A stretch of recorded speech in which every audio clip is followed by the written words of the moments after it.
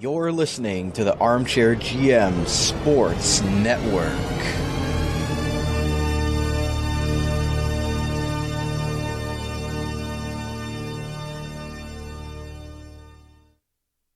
You're listening to the Niagara Hockey Lowdown Leafs Edition, your source for all news, reactions, analysis, and objective discussions regarding the NHL's Toronto Maple Leafs from right here in the Niagara region. Here's your host, Kyle Kit.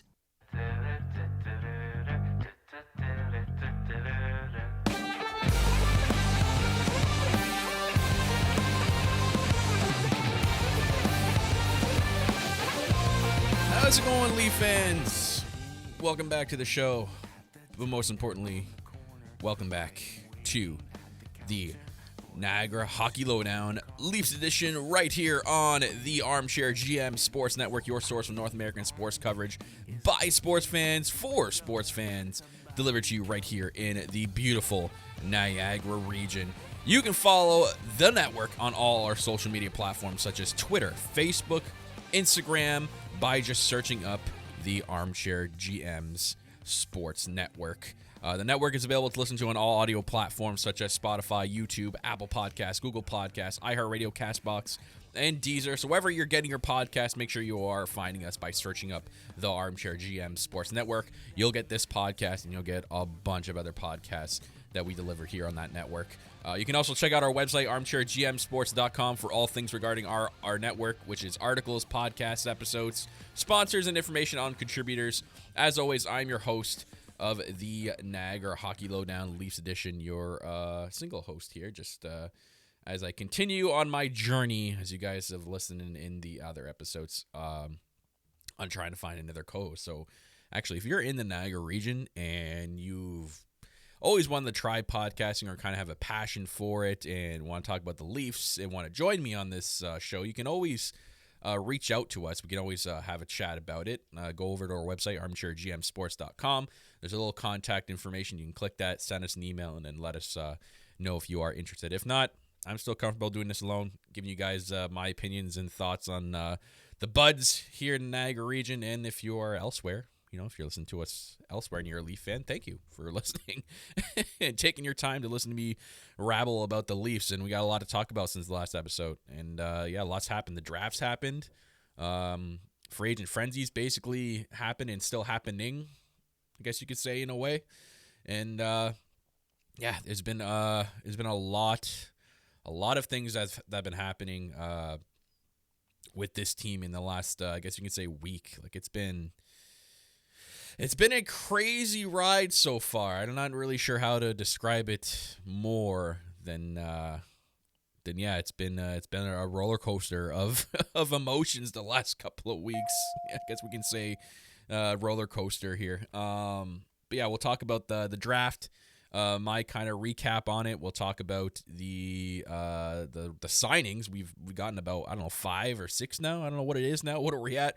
Or if I, at the recording of this episode, if I'm going to be talking here and they're going to sign somebody else to a leagueman deal, we'll see what happens. But I got a lot to talk about today on the show. So first things first, we're going to take our first commercial break early this time, and then I'll come back and we'll jump right into it, guys. So don't go anywhere. As soon as we come back from commercial break here, we'll get into the recap of the Leafs at the 2020 NHL Draft. So don't go anywhere.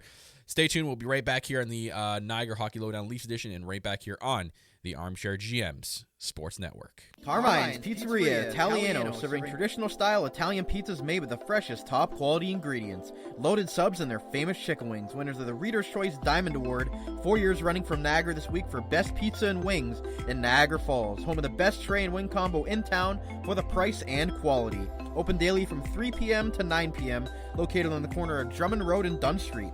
Available for call-ahead pickup or delivery at 905-374-4400. Make sure to like them on Facebook and view their website for their menu at carmine'spizzeria.ca. Carmine's Pizzeria Italiano, way too good. As we all adjust to this new world that we're living in today, masks are now mandatory, and Niagara's own Custom PPE is Canada's leading face mask provider. Visit them online at customppe.ca and choose between several mask options with different colors and sizes. Add your organization, company, or team logo so you make your face masks unique. Available to purchase online 24/7 at customppe.ca and shipped within 1 week. They have the best prices and quickest turnaround in Canada, and no order is too big or too small. Also offering custom floor stickers as well as face and counter shields for your business or workplace. Visit customppe.ca and use the code ARMCHAIR at checkout for 20% off your custom or blank face mask today. Custom PPE, Canada's leading face mask provider. Attention job seekers, if you are currently looking for work in the Niagara region, you owe it to yourself to check out the services provided by the Niagara Employment Help Center, located at 6100 Throwstone Road, Niagara Falls, directly across from the Camisos Plaza. Their free services include resume and cover letter writing, community resource and referral information, local labor market information, job search strategies, assistance with clarifying employment training and career goals, employment counseling and job search support, second career information and registration assistance, and all their services are currently provided by appointment only. So give them a call at 905-358-0021 or visit their website at ehc.on.ca, the Niagara Employment Help Center. This Employment Ontario program is funded by the Government of Ontario. You're listening to the Armchair GMs Sports Network, the Niagara region's best local source for North American sports podcasting coverage. By sports fans, for sports fans.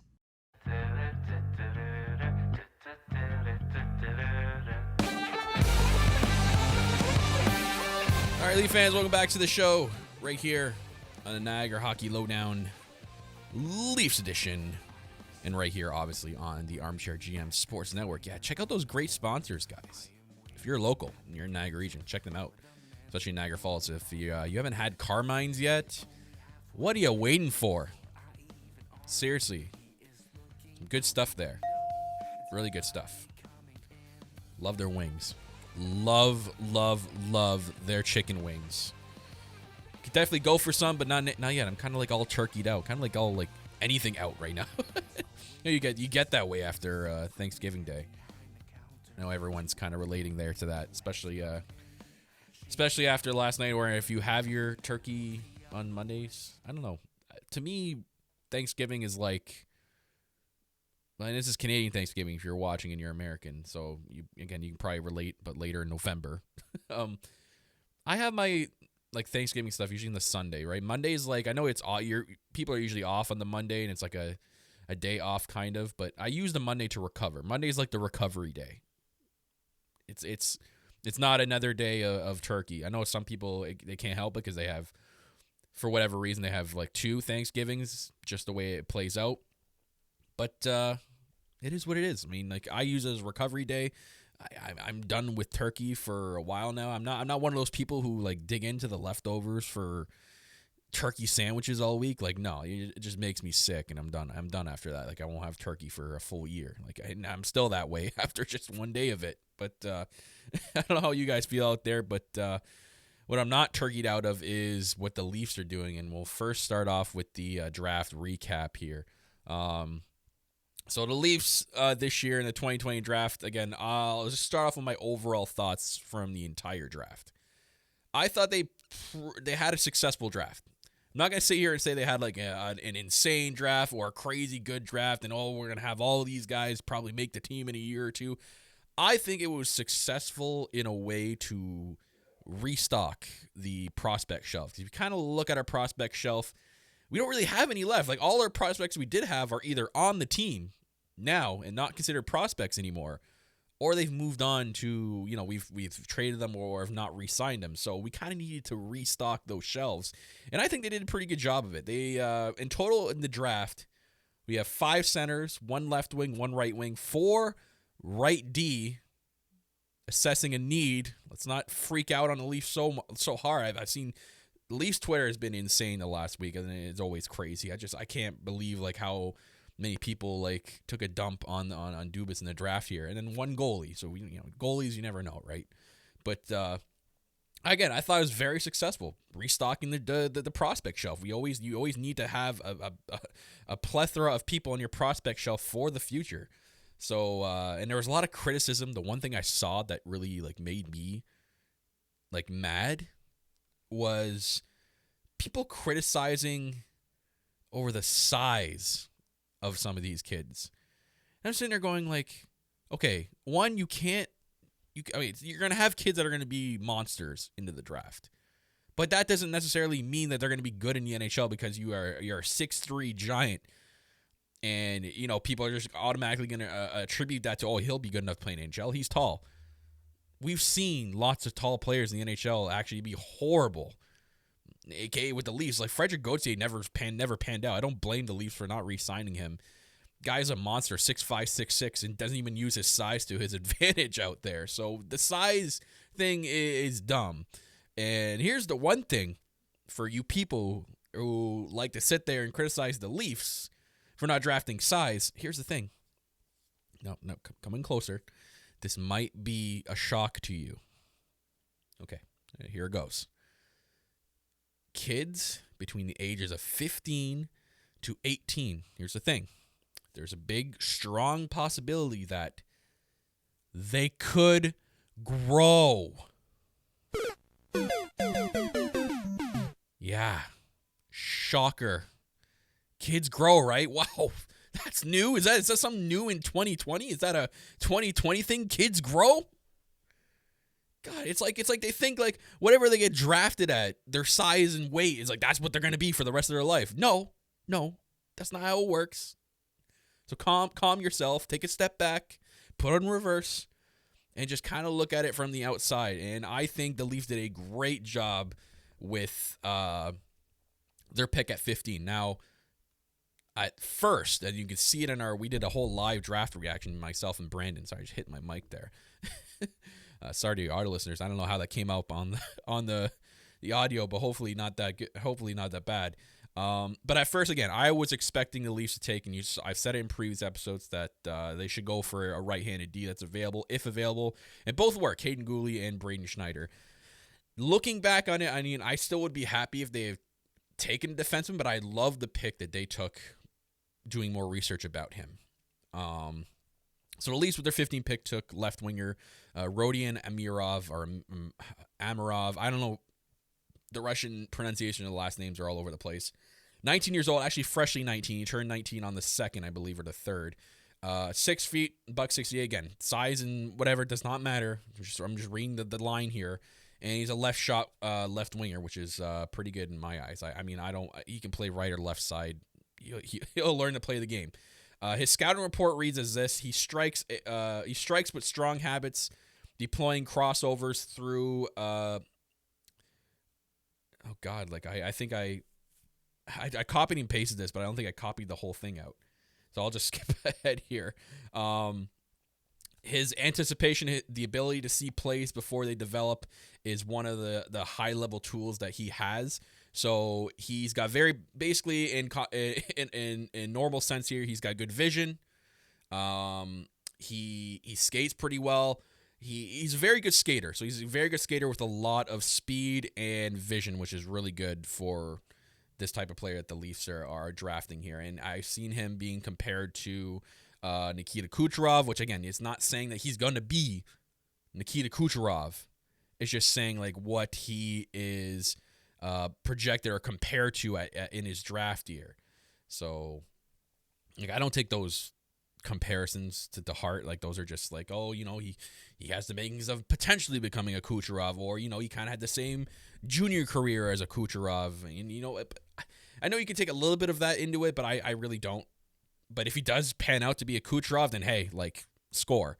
I mean, we 15th overall in the first round. You expect him to at least be good and at least make the team in a couple years. So I'm happy with the pick after doing more research on him. I loved a lot of videos they showed on him. He looked very good. But it's the big thing with drafting European players, though. It's the transition from the European style of play and European ice to North American. Doesn't always work out for people, a.k.a. Recently, Jesse Puljujarvi. I know he just got re-signed, but, it didn't really look like he transitioned well from European ice to the Canadian style, or the North American style of play and size. So it's kind of a gamble, but he looked pretty good from what I've seen. The best part, I think, of all of this, I know Leaf fans kind of know where I'm going with this, is Mitch Marner and Morgan Riley's like how they drafted it. Perfect. Like my display picture on Twitter right now is Mitch Marner in that smile after he made the pick, like looking like a 2-year-old's like school photo. Mitch Marner looking there. And then Morgan Riley, wow, bud. You just had to keep that stash, and like I don't think he's TV-genic. Is that a word? He's meant for TV. I know it's like weird because he plays, professional hockey and he interviews that, but like he was the most awkward person I've ever seen holding that jersey. God, it was a rough looking picture, and there was a lot of memes that were pulled out of that with Leafs Twitter, and I was all for it. But yeah, as for the pick itself, I mean, he had a very good junior career from a production standpoint.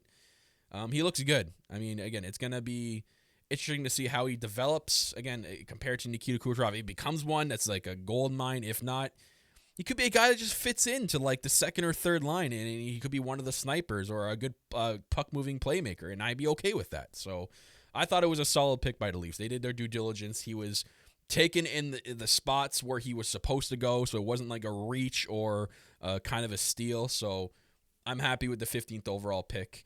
As for the rest of the picks, I was okay with as well. I mean, they drafted 4 right D, which we really don't know. One of them could probably pan out to be one of a top 4 right D that we need. A couple of them did shoot right as well. So I think Dubas had a very successful draft, again, in restocking the prospect shelves, which we need to do, and addressing some needs in there. He drafted 4D, and a couple of them were right-handed, so I don't know what people were harping on him for. I know it was probably because of the available right D defensemen that were there, but that defenseman, Caden Gooley or Braden Schneider, is not going to be in the lineup in the next year or two. Both those guys are a couple of years away from making the NHL, and our need is right defenseman right now, not in 3 years. So I thought people were kind of like going and blowing it up and going crazy, but I mean, I was kind of one of them. I was kind of hoping they would draft one of them, but I wasn't hoping they'd draft one of them in the sense of them making the team right away. I knew that they were going to be a couple of years away to develop, but I was going to hope they addressed the needs for defense in free agency, which we did kind of do this year in free agency. So first off, we're going to start off right off the bat. We're not going to just jump on the one defenseman we took. We're going to start off actually with a re-sign. And that was Jason Spezza. And I was all over that. I thought he had a decent season. I know in the first half he kind of like had a slower start because for whatever reason Mike Babcock just didn't like him, and Babcock's like a veteran guy, so it was really weird. But yeah, the Spezza I thought had like one of the best playoffs this year. I think he was one of the players that stood out the most for me. They signed him to a 1-year deal, another league min. But the best part about it was Spezza was fired up about it. He said that he wants to win here. He loves playing for his hometown, and he just, the way he came off, he said like the fire is still there, and he really wants to play. And I believe that after what I've seen in that playoff series, I think Spezza can still go, man. The guy got into a freaking fight. But he looked really good. I think it was him, Engvall, and Kyle Clifford, which is sad because Kyle Clifford is not here anymore. I really wish they would have kicked tires with him and tried to re-sign him, but I guess not. But now on to the first signing, which I think addresses a big need, and it's addressing something that the Leafs need, and I think he's a quality player for that need. So the Leafs' first signing was Wayne Simmonds to a 1-year, $1.5 million contract. And it's crazy. So there's a lot. I'm sure everybody's noticed with the signings that have been happening this year. They're all low-term, low money. If anyone's signing a big-term contract, it's all backloaded and sheet money up front because of obviously the situation and the climate that we're in here with the NHL, with COVID's ruined everything with the cap. So I think this was a big signing by the Leafs. It's addressing their need to, again, what Dubas said, they want to be hard to play against and hard to compete against. So I think this is obviously one of the guys you take in order to play hard against in your bottom six. You get a guy like Simmonds who literally will beat your head in with a brick, and he does that. So I was all over this signing. Here's some quotes by Simmonds, though. This is what makes this guy a beauty, by the way. His comments that he said after getting signed were probably one of the best comments I've ever seen, and it really truly makes me believe what he says here. So his first comment here was, "I'm a team first guy. Anything happens to the boys, I'll be the first to jump in." When is the last time we had someone say that like that, clear as day, clear as mud, to the media about signing in Toronto? Like, when was the last time we had that? No, you can't tell me when. I don't remember Colton Orr saying that, Mark Frazier, thinking of bigger guys like Leo Komarov, Roman Polak. I don't remember any of those guys saying that. And if they have, quote me. Please, tell me if they did. Another quote by him: "I can play the game, but at the same time, I can punch your head off." Where have you been? Why haven't the Leafs, gone off and tried to get this guy before? I'm pretty sure they tried to trade for him before, try to sign him, but man, these first two comments, this guy's a beauty. This guy's going to be one of our best players next year, guaranteed. He also says, "I'm a proud Torontonian, duh, and extremely happy to be a Maple Leaf." And this is where I say, I actually truly believe what he says there, because of those last two comments before that. I think that last comment, which is the generic comment that every player says about any team they go to, I actually believe that comment by Wayne Simmonds, though. I think that actually came from his heart. And the best part was, the boys felt the presence of Wayne Simmonds getting signed, because he quotes, "Honest to God, I've had 13 or 14, but I think I read another thing that said it was actually 20 as well, basically almost the whole team.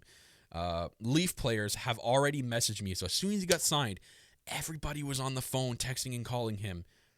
That just shows you that the boys love this signing, love the signing by Dubas, and are excited to have a guy like Wayne Simmonds on the team to protect them. And, like he says, if anything happens to the boys, I'll be the first to jump in.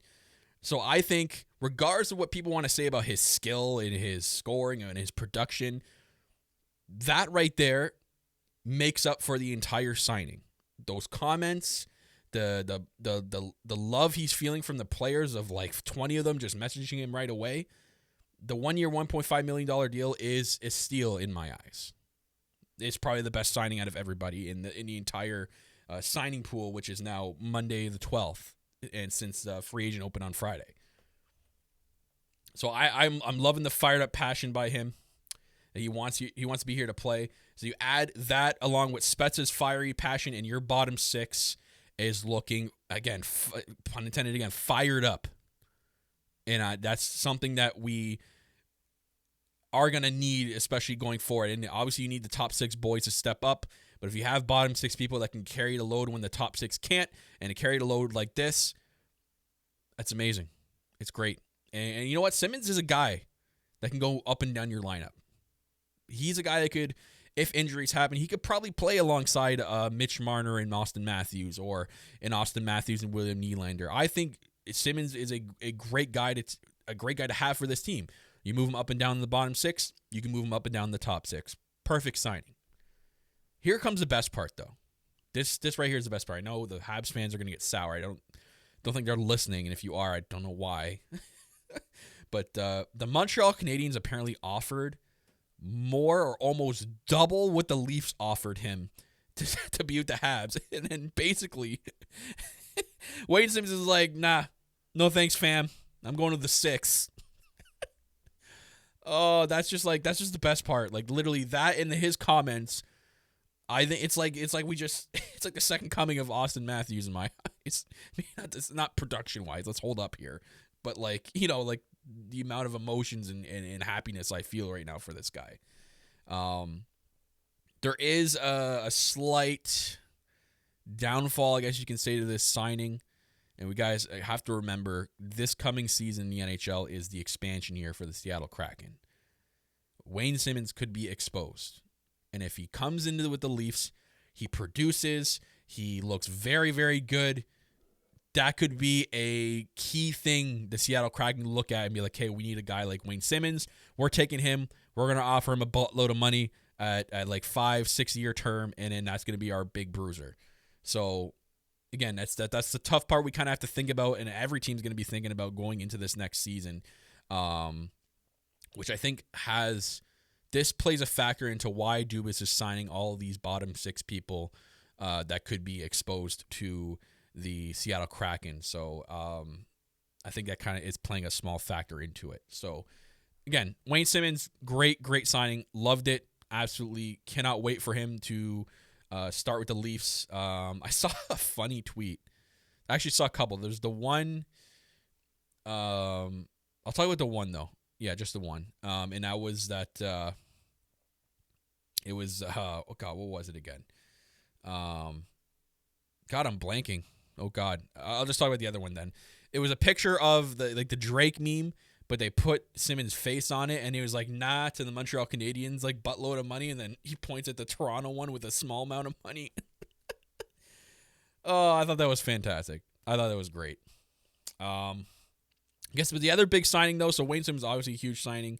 The other big signing was T.J. Brodie to a big contract. So the Leafs signed T.J. Brodie to a 4-year, $20 million contract, which translates to $5 million AAV, which honestly I think is a really good deal for a guy like T.J. Brodie. And it's not, I guess, the exact defenseman we were all hoping the Leafs would say that they signed, but it doesn't mean we shouldn't be excited for this, guys.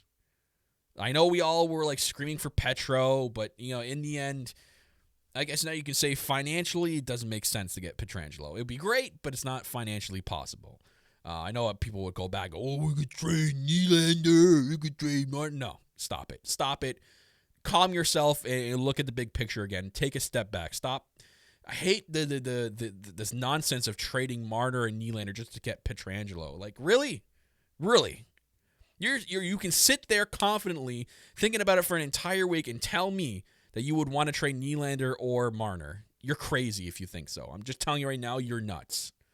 But in the words, I guess, of The Rock, finally, for all you wrestling fans, that's for you. But Morgan Rielly finally has someone to play with that isn't named Ron Hainsey. Yes, you heard that right. Let's be honest here. Ron Hainsey was the only D-man and has been the only D-man that's played alongside Morgan Rielly that he's actually benefited from. Nobody else. You can't tell me Zaitsev did. Jake Gardner, Rowan Polak, Tyson Barrie. No one in like the last 5 to 6 years has ever played alongside Morgan Rielly and has been a good fit for him except Ron Hainsey, and that's sad. And you know what? I'll admit right now I hated Ron Hainsey signing right at first, but after watching him play with Morgan Rielly, he made Morgan Rielly look like $1 million.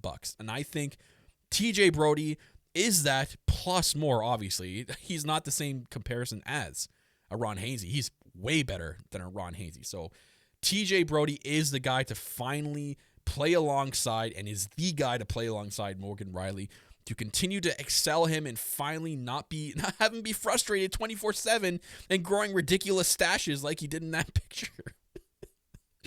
Oh man, I know for a fact Morgan Rielly probably had the biggest sigh of relief when he's seen T.J. Brodie get signed because he knows that's the guy that's going to play with me and I know what he's about. Strong two-way game type of player, plays a very good defensive side of the game too that allows Morgan Rielly to jump up on the play and knows he has his help back there. And a guy that was literally in the top 10 for least amount of giveaways by a defenseman. Okay? Put that, like, you guys didn't know that. Yeah, he was in the top 10 for least giveaways by a defenseman.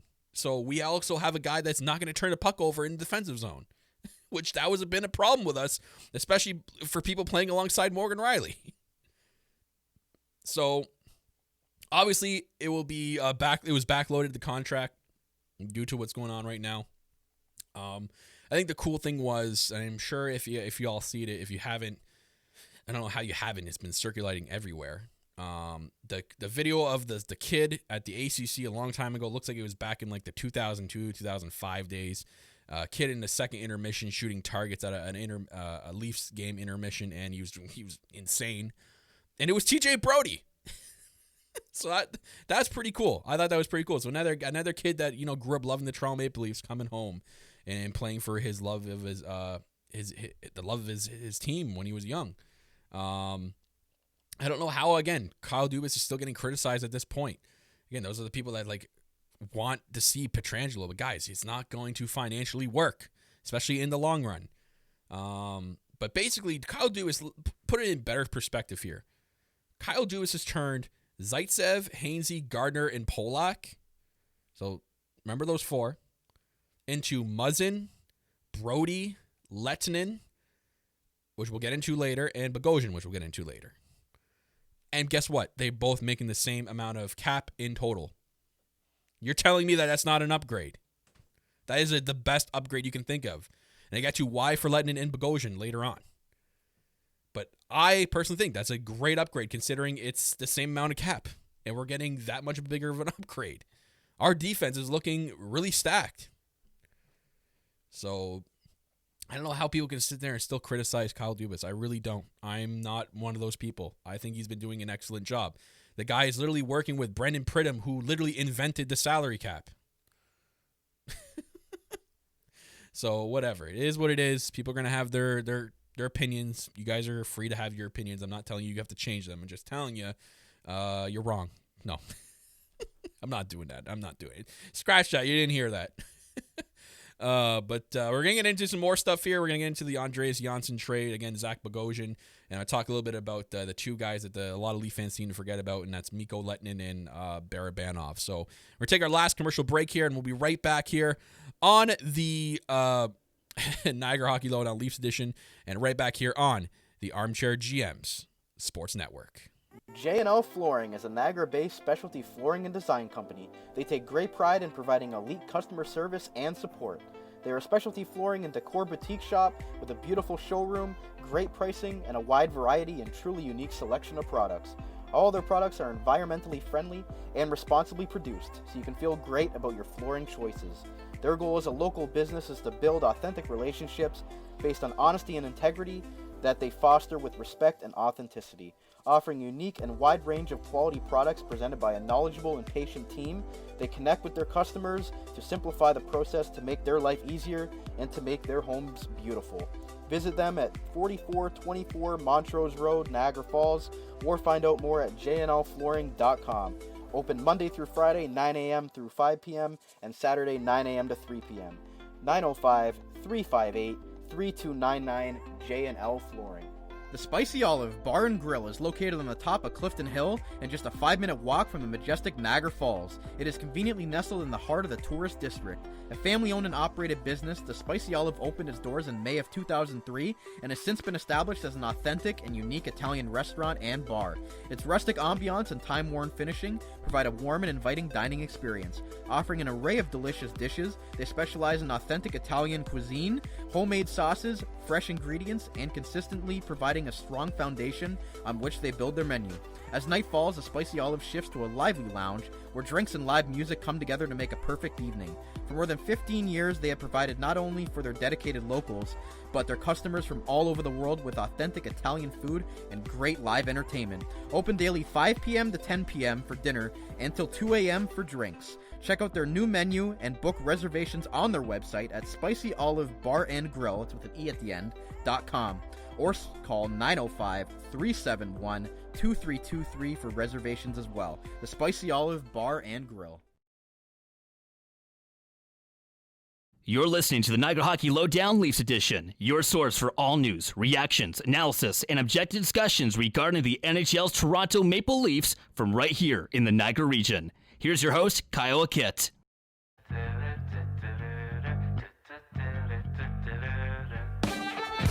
All right, Leaf fans, welcome back to the Niagara Hockey Lowdown Leafs edition right here on the Armchair GMs Sports Network. And yeah, guys, check out your local sponsors again. Man, my floor right down here is getting ridiculous, so I might have to hit up J&L Flooring. Got you guys. But we're here to talk some more Leafs, guys. Got to talk about the trade that's happened, Bogosian signing, and a little bit about the 2 Leaf players, the 2 European players that Leafs Nation likes to forget about. So we'll get into that right now. So we'll talk about the Andreas Janssen trade right off the bat. And shocker, we have we have a trade to announce. But it's not the greatest trade, I guess you can say. It helps financially and potential for a future guy to expand on the team, I guess you can say. I don't know. Not really sure how else to say it. But the Leafs. Andreas Janssen has been traded to the Jersey Devils for Joey Anderson. 1v1, straight up, no retention, no draft picks, just a straight up trade. Mango, gonna miss you, bud, but he is going over to New Jersey. And another piece of the Leafs core that's been together for the last few years, traded. So Kapanen earlier, a month or 2 ago, and now Andreas Janssen. So the 2 guys actually we re-signed last year to $3 and $3.5 million contracts have now been traded. So basically it was a salary dump, and it's a shame because I know at the time that Dubas signed both those contracts, there was no one could have predicted what was to come with COVID and the salary cap not moving anywhere. So these moves were hard to do. These were very difficult moves because if COVID wasn't the thing and the salary cap was going up, I guarantee you Kapanen and Janssen probably wouldn't have been traded. Maybe Kapanen, but Janssen for sure would not be traded here. And Mango is going to be a very good player. He was a very good player for the Leafs. He will be remembered. He's going to be a very good player for New Jersey. If he slots into their top 6, he could be a 20, 30 goal scorer type of player. He's got that potential.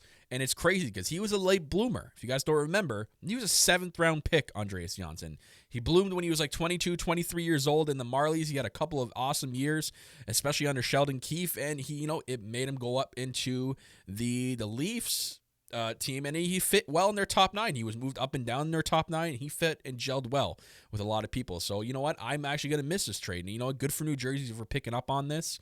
But now for the guy we got back, I've heard just a few things, not a lot. I've read a thread on Twitter about it and some other things about him.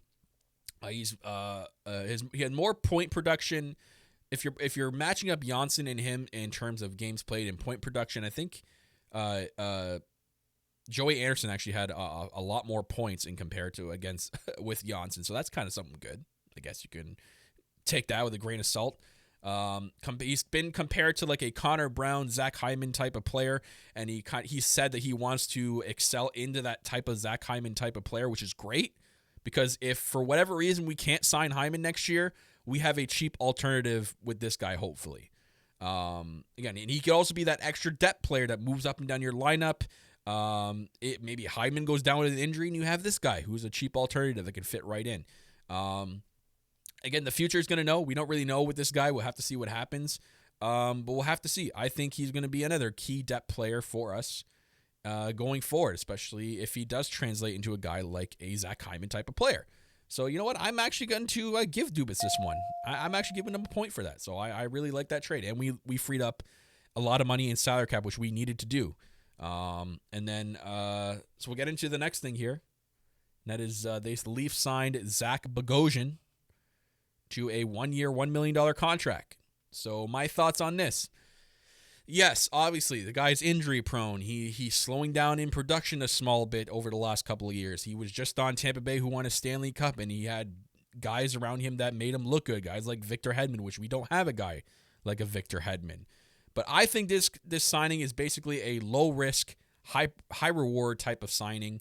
Obviously, he brings his physical presence to this. I don't know if anyone's seen that video that someone put on Twitter, but it's this video showing the one game where Zach Bogosian laid somebody out in the Leafs. I don't remember who it was, and literally the same play going back the other way. That was back when Bogosian was on Buffalo. The Leaf player freaking laid out one of the Buffalo, and it was Muzzin laying out one of the Buffalo players. So you got Muzzin and Bogosian, 2 players that play that similar style. Like, Dude was just doing what he said.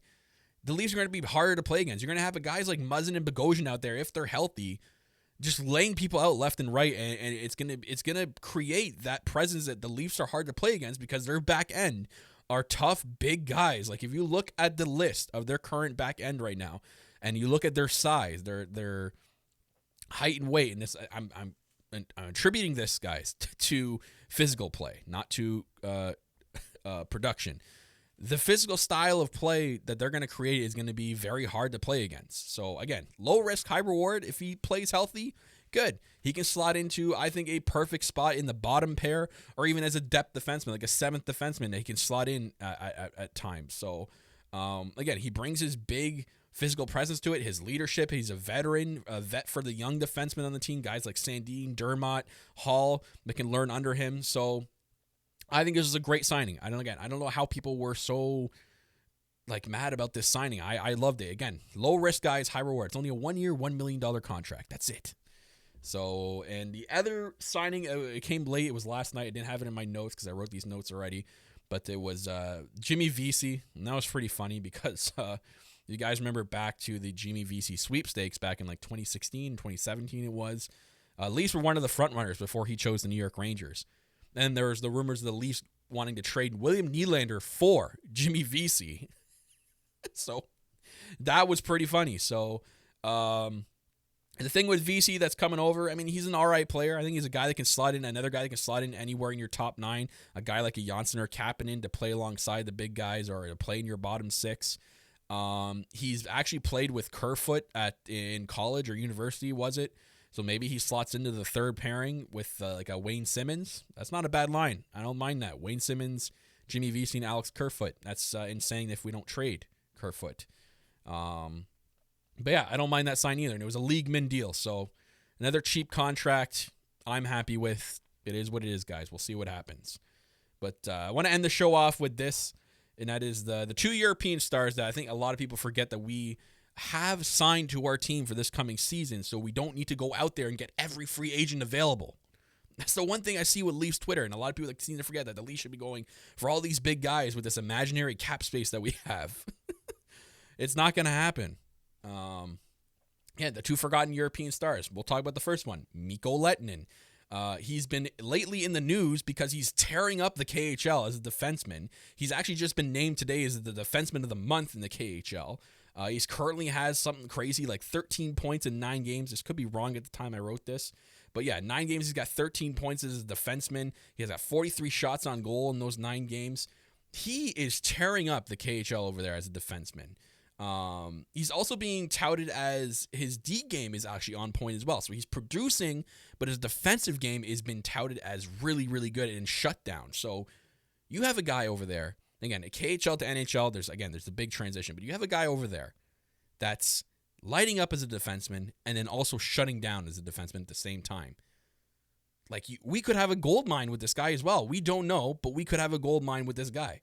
He's also being touted as playing, scouts are comparing him, to Miro Heiskanen of the Dallas Stars, which is amazing. If he's anything like a Miro Heiskanen, boys, we just stole him. We have a guy that could be our Miro Heiskanen for a cheap price right now. So we'll see what happens with that. But I think he has potential to be a top ND here. He has potential to go into the top 4. 100%. I would slot him into the top 4 if he does transition well. Camp's going to show that. We'll see what happens with Camp and see how he comes out of that. But I think he's going to be a very good defenseman. All signs are pointing towards he's going to be a very good defenseman. Again, we don't really know. We've had highly touted European players come over and not translate well. I think Mikheyev has been great. Zaitsev was one of those guys, and it's not really the Leafs' fault. It was kind of I think it was Lou or Brian Burke. I don't remember which one, but signed him to that ridiculous 7-year contract right away, which is horrible. And he didn't really pan out. So hopefully he's better than a Zaitsev, and if he's closer to Miro Heiskanen, like the scouts are saying, we got to steal, guys. We got to be happy. Remember that we have a guy like this coming over. We can't just sign all these defensemen because he's not going to have any room to play in this team if he's that good. So the other guy I think a lot of these nations forget about is Barabanov. This forward who quite possibly might play in the top 6 now next year because of the absence of Kapanen and Janssen. If this guy comes over and he's an absolute stud, he's going to play in our top 6. He's going to play alongside a Matthews or Nylander or a Tavares or Marner.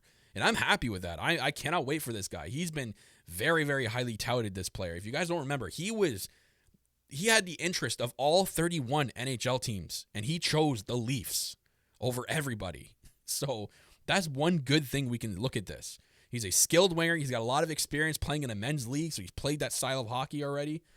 And he also comes from the same team, which is hilarious. The same team agent as Ilya Mikheyev and the newly draft guy we took, Amirov. So there's a connection there that it is great. If he comes over, he can probably play alongside Mikheyev on the third line. If there's, if the slotting works out, who knows? But I think those two guys we cannot forget about, Leaf fans. Mikko Leitnin and I forget Barabanov's first name. It's escaping me right now, and it's actually driving me really nuts. But again, yeah, those two guys, we cannot forget about those two players. They are going to be crucial parts to this team going into next season, and doesn't mean we can go out there and sign every free agent available. Like Hoffman was available. It's like, we should go with Hoffman or Dadonov or, the other defensemen that were available that signed for cheap contracts. So let's pump the brakes, guys. I think so far Dubas has done a good job. I don't think he's done. I kind of foresee and have a gut feeling that a trade's coming or another signing, so there could have been one while I'm recording this podcast. But we'll have to see what happens. I'm intrigued. And guys, trust in Dubas, please. He's doing the right thing. And I think he's done an exceptional job. I just hiccuped there.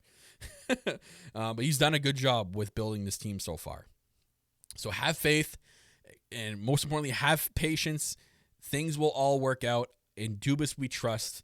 So Leaf fans, let's get into it. Let's get on the bus. We're in for a big treat next year with this team, and I cannot wait for it to start whenever that may be. So other than that, guys, that's all I have for this episode of the Niagara Hockey Lowdown Leafs edition right here in the Armchair GMs Sports Network. Your source for North American sports coverage by sports fans for sports fans, delivered to you right here in the beautiful Niagara region. All the links for you guys to follow are down below in the description of the video version of this podcast on YouTube. So why don't you head on over to YouTube, make sure you're hitting the like button, the subscribe button, and your links are all right there. And you can check out our website, armchairgmsports.com. All the links for you guys to follow are on there as well. A big thanks to all our great sponsors who help support and keep us on our network, keep the network going, and keep the show on the air. So thank you very much to all our sponsors who do take their time and literally help us out with this network. It is truly appreciated. Make sure you're checking the great sponsors out, guys, if you live in the Niagara area. And finally, to you viewers out there and to you listeners, thanks for tuning in and listening alongside for this episode and listening to me babble about the Leafs each and every single time I do one of these podcasts. Thank you very much. My name is Kyle. You can follow me on Twitter at justkyle51. This has been another episode of the Niagara Hockey Lowdown Leafs edition on the Armchair GM Sports Network. Oh my God, I'm screwing up the outro. It's the Armchair GM Sports Network. Yeah, I got that right. Your source for North American sports coverage by sports fans for sports fans. I will see you guys next time. Take it easy.